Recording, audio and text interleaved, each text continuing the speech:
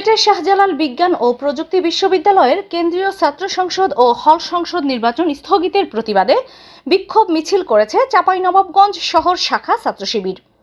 বুধবার বিকেলে পৌর পার্ক থেকে মিছিলটি শুরু হয়। মিছিলটি শহরের গুরুত্বপূর্ণ সড়ক প্রদক্ষিণ করে শান্তি মোড়ে এসে সংক্ষিপ্ত সমাবেশের মাধ্যমে শেষ হয়। সমাবেশে বক্তব্য রাখেন ছাত্র শিবিরের চাঁপাইনবাবগঞ্জ শহর শাখার সভাপতি আব্দুল আজিজ, সেক্রেটারি ইউসুফ আল গালিব ও সংগঠনটির শহর শাখার সাবেক সভাপতি তহরুল ইসলাম সোহেল। বক্তারা বলেন, ইসলামী ছাত্র শিবির শিক্ষার্থীদের অধিকারের ক্ষেত্রে সবসময় সচেষ্ট। আমরা আজকে দেখতে পাচ্ছি যারা শিক্ষার্থীদের দ্বারা প্রত্যেকটি ছাত্র সংসদে প্রত্যাখ্যাত হয়েছে, তারা ষড়যন্ত্রের মাধ্যমে আরেকটি ছাত্র সংসদ নির্বাচন বন্ধ করতে চায়। পরাজয়ের ভয়ে ছাত্র দলের নেতারা পরিকল্পিতভাবে নির্বাচন কমিশনের সামনে মব সৃষ্টি করে, যার ফল হিসাবে সাকসু নির্বাচন স্থগিত করা হয়েছে। শিক্ষার্থীদের গণতান্ত্রিক অধিকার রক্ষায় আমরা অটল। অবিলম্বে সাকসু নির্বাচন অনুষ্ঠিত হতে হবে। ৩৬শে জুলাই বাংলাদেশ দ্বিতীয়বার স্বাধীনতা অর্জন লাভ করেন। দ্বিতীয়বার স্বাধীনতা অর্জনের লাভ করার পরে যদি কোনো মহল ছাত্রদের ভোটাধিকার হরণ করার চেষ্টা করে, তাহলে জুলাই প্রজন্ম তাদেরকে আস্থা করে নিক্ষেপ করে ছেড়ে দেবে।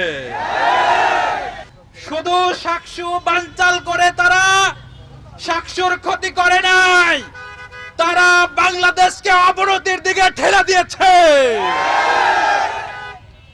আমরা বলতে চাই, বাংলাদেশে ছাত্রদের ন্যায্য অধিকার আদায়ে, বাংলাদেশে সাধারণ মানুষের ন্যায্য অধিকার আদায়ের দাবিতে বাংলাদেশ ইসলামী ছাত্র শিবির অতীতে ছিল, বর্তমানে আছে, ভবিষ্যতেও থাকবে ইনশাআল্লাহ। আমরা বলতে চাই, আপনারা অছাত্র নামে ছাত্র দিয়ে ছাত্রদল সাজাবেন, আপনি অছাত্রদেরকে দিয়ে ছাত্রদল নামক ইউনিভার্সিটিগুলোর দায়িত্ব দেবেন। যাদের 12 বছর আগে ছাত্রত্ব শেষ হওয়ার কথা, তাদের দিয়ে আপনি ছাত্র সংগঠন পরিচালনা করবেন, আর আপনাদের ছাত্র সংগঠনকে ছাত্র সমাজ মেনে নেবে, এটা কল্পনা করা আপনাদের জন্য ভুল। সংগ্রামী উপস্থিতি, তারা এই ছাত্র সংসদ নির্বাচন স্থগিত করে ছাত্রদের অধিকারকে হরণ করেছে।